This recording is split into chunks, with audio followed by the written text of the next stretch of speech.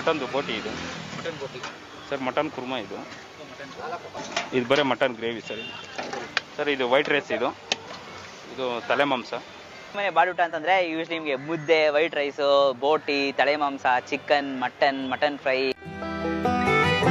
ಮುದ್ದೆ ಸರ್, ಇದು ಮುದ್ದೆ.